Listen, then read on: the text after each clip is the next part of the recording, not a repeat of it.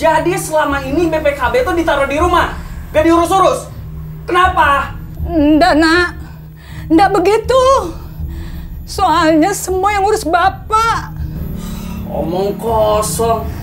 Udah cukup ya saya dibohongin sama ibu.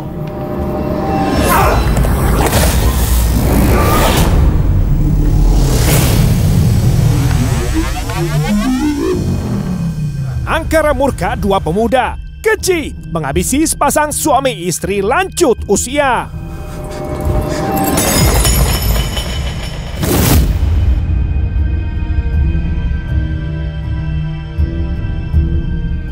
Penyelidikan polisi selalu buntu. Penyidik gagal menemukan bukti yang mengarah pada pelaku. Setelah 1 tahun berlalu, berganti pimpinan polisi baru. Akhirnya Polres Tulungagung melipat kedua pelaku.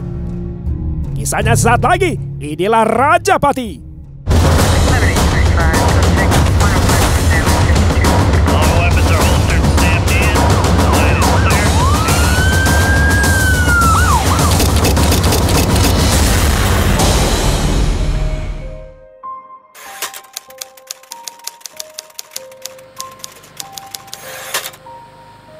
Adalah dua pemuda, Denny Yonatan dan Muhammad Rizal namanya. Sahabat sia sekata, dari Dusun Ngingas, Desa Campur Darat, Kabupaten Tulungagung, Jawa Timur, asal mereka.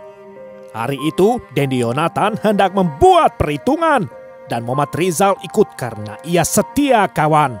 Perhitungan kepada siapa? Den, sebenarnya duduk permasalahannya bagaimana sih? Permasalahan perpanjangan STNK motor kakak aku, Jal. Aku tuh kayaknya ditipu. Aku dibohongi terus.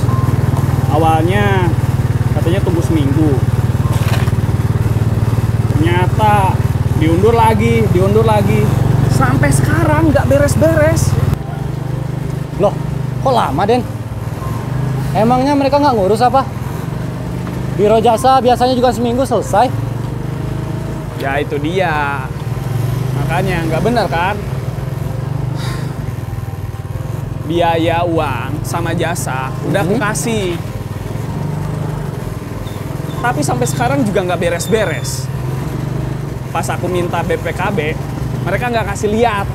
Katanya masih proses. Wah, nggak bener itu, Den. Kamu minta balikin aja uang kamu dan surat-suratnya. Ya iya, makanya aku ajak kamu.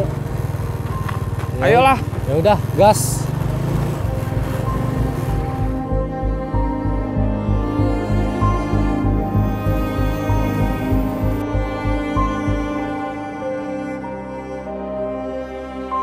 Tujuan mereka ke rumah sepasang lansia, Ade Wibowo dan Supriyatin istrinya. 5 tahun lalu sejak kantor perwakilan Samsat menyewa garasi rumahnya, keduanya membuka usaha biro jasa, mengurus PPKB hingga perpanjangan STNK. Kebetulan sejalan dengan usaha pengadaan kayu dan batu Ade Wibowo yang sepi pesanan. Namun ketika kantor Samsat pindah, usaha biro jasa mereka mulai bermasalah. Denny?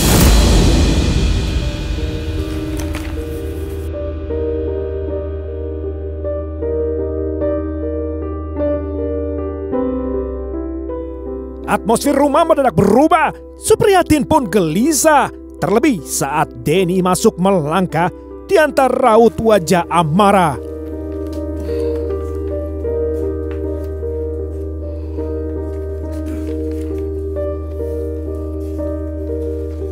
Bu, mana BPKB saya?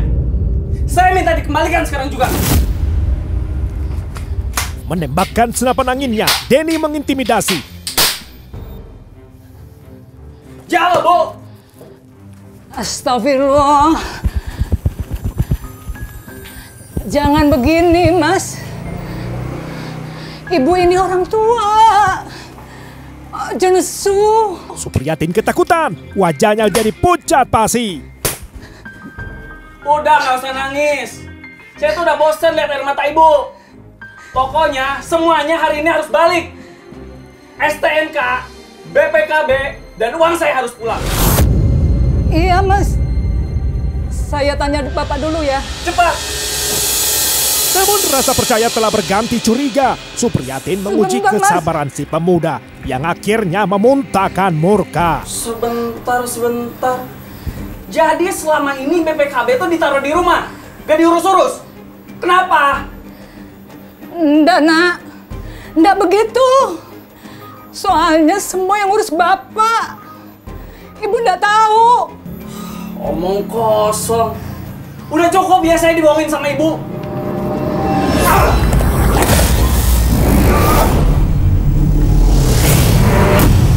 Terjadilah tragedi berdarah. Tumpahnya murka pemuda yang kecewa, keji mencabut nyawa.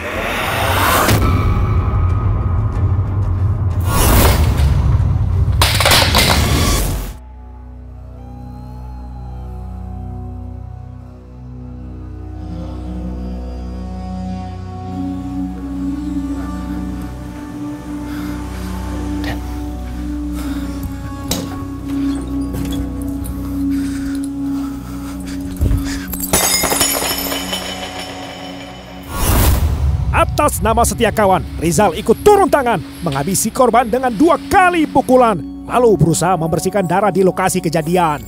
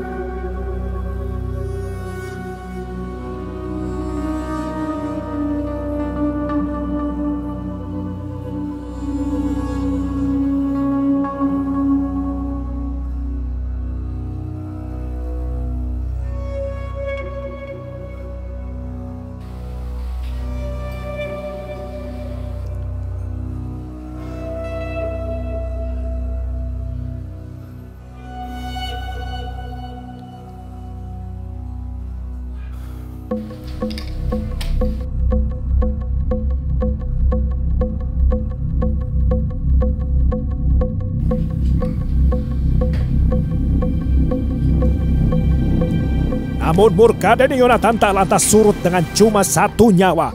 Ia pun mengincar nyawa lainnya, yakni Adi Wibowo, suami Supriyatin yang sedang tidur pulas di kamarnya.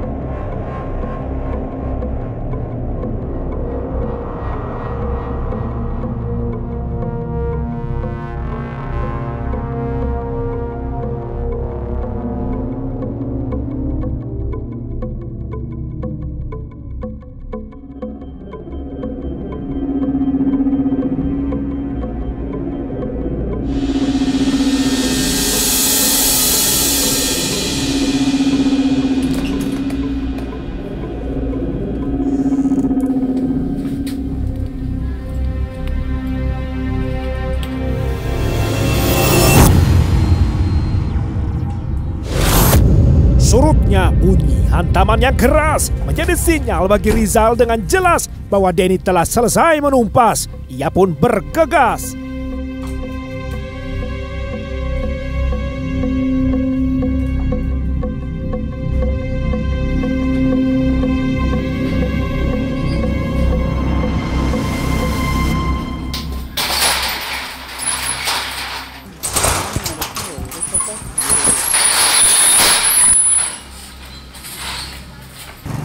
Seorang warga bernama Suprapti tanpa sengaja menjadi saksi ketika Denny dan Rizal melarikan diri. Walau penasaran, Suprapti bergeming menyaksikan kejadian sebab ia menduga kedua pria misterius itu tamu biro jasa sang tetangga tanpa adanya kecurigaan bahwa telah terjadi kejahatan.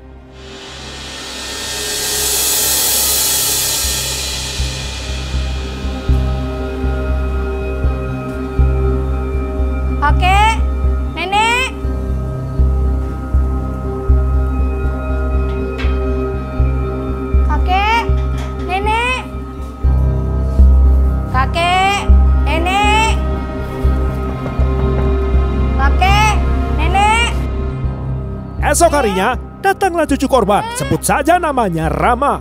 Seperti kebiasaannya, maksud kedatangan Rama untuk meminta uang jajan pada kakek neneknya.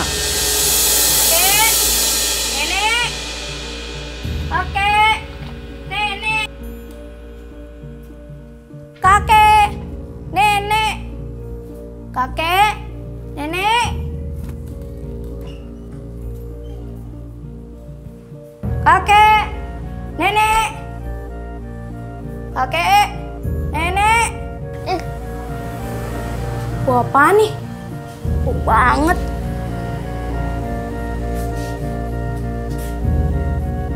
Busuk.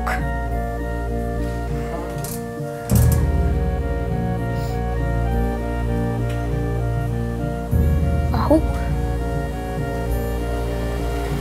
Kakek, nenek.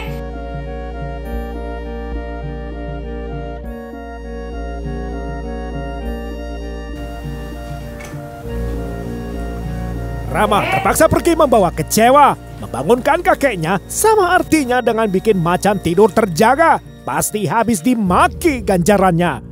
Rama juga mengira neneknya sedang tidak ada di rumah pula. Namun perlahan Rama curiga, menyadari segenap keanehan di rumah kakek neneknya. Bu, ayo Bu, cepet Bu. Iya, ada apa? Ada banyak orang di rumah kakek Bu, ada polisi. Setelah 2 hari kemudian, ibu kandung Rama, Hanik Puspitasari, akhirnya berhasil diyakinkan. Hanik tergesa-gesa menuju rumah mertua oleh karena kecurigaan Rama anaknya. Ini jadi bagaimana kejadiannya, Pak? Iya Pak, udah beberapa hari ini saya... Dugaan polisi sementara, peristiwanya murni pembunuhan, bukanlah perampokan. Dengan alasan tidak ada barang berharga diambil dari rumah korban. Karena pintu dan jendela tidak ada kerusakan, polisi menduga pelaku ialah orang yang mengenal korban. Bapak, ada apa di rumah tante saya? Oh, ini rumah orang tua Ibu? Iya. Rumah orang tua Ibu masih dalam penyelidikan kami. Ada apa dengan ayah ibu saya, Tante? Ibu, Bu. kakek nenek kenapa Bu? Sabar, Bu. Ada apa saya mau masuk? Tunggu, jangan, Bu. Tenang, Bu. Sabar, Iya, tapi ada apa dengan... Setibanya, alangkah terkejutnya Hanik dan Rama. Hanik mendapatkan kabar peristiwa bahwa ayah dan ibu mertua ditemukan membusuk tak lagi bernyawa. Dipastikan sudah mati beberapa hari sebelumnya.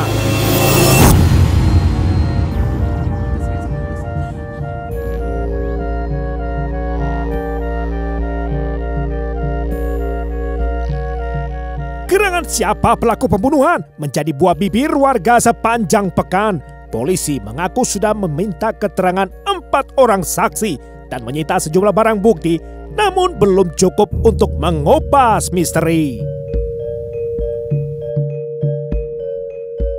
Sementara hasil visum korban cukup mencengangkan, dengan jelas menggambarkan kejam aksi pembunuhan.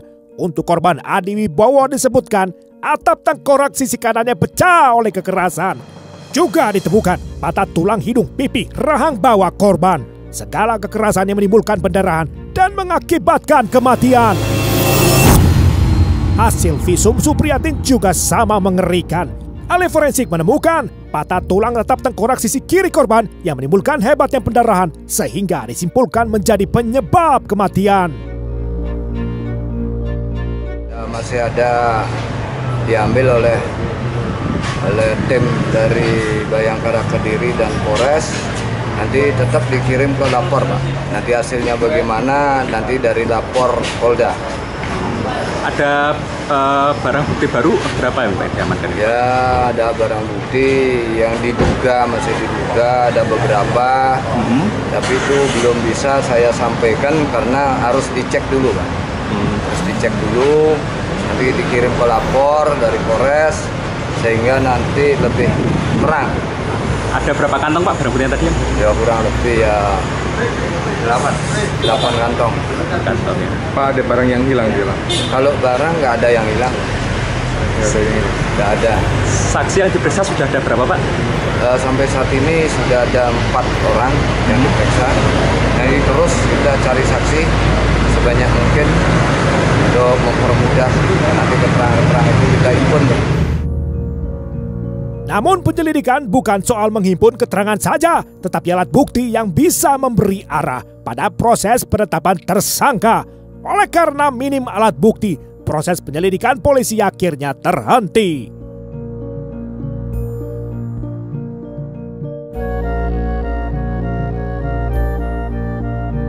Mumpung polisi belum cukup menghimpun bukti, Denny dan Rizal buru-buru melarikan diri.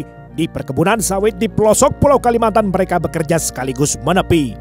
Sejatinya, mereka berdua sudah dimintai keterangan oleh polisi, tetapi hanya sebatas saksi. Namun setelah sekian lama menggali, penyelidikan dihentikan dengan dalih minimnya alat bukti.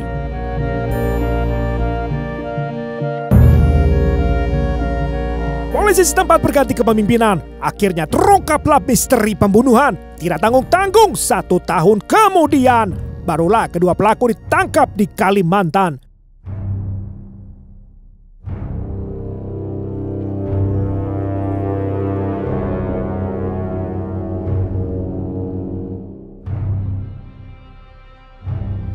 Setelah 1 tahun buntu, akhirnya Polres Tulungagung mendapatkan bukti baru. Kapolres baru AKBP Eva Gunapandia kembali membuka perkara, menyelesaikan utang perkara lama. Setelah mendalami keterangan saksi-saksi serta alat bukti, penyidik akhirnya mendapatkan keterangan beberapa saksi kunci, yakni Suprapti, yang akhirnya berani membeberkan ciri-ciri Denny dan Rizal pada polisi. Ditambah 2 saksi lagi, yakni Indah kekasih Denny serta sepupu Rizal bernama Septi. Keduanya bersaksi soal kedua pelaku pasca tragedi.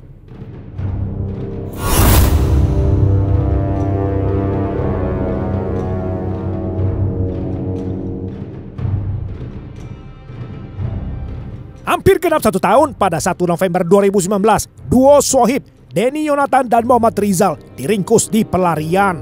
Sembunyi di perkebunan sawit di wilayah Kecamatan Kuranji, Kabupaten Tanah Bumbu, Kalimantan Selatan. Dalam pemeriksaan, keduanya akhirnya memberi pengakuan. Penyidik mengkonfrontasikan barang bukti dan keterangan, termasuk hasil analisa status akun media sosial mereka yang berkaitan. Kemudian di pengadilan, keduanya dijerat dengan pasal pembunuhan. Jaksa menuntut kedua terdakwa dinyatakan bersalah, serta minta majelis hakim menjatuhkan vonis pidana 15 tahun penjara.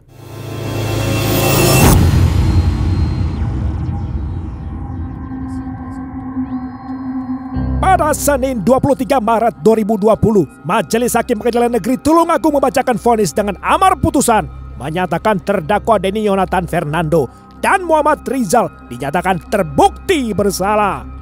Hakim Ketua Afid Rudiadi menjatuhkan hukuman pidana masing-masing 15 tahun penjara sesuai tuntutan jaksa sebelumnya. Bengis dua pemuda, gegara tak kelar STNK. Ya, yang pertama saya terima kasih sama pihak polisi. Terus yang kedua saya kan sebagai anak, sebagai korban. Ya mudah-mudahan pelaku ini dijerat dengan hukuman yang setimpal-setimpalnya, kayak gitu. Karena kan ini menyangkut 2 nyawa, bapak sama ibu saya.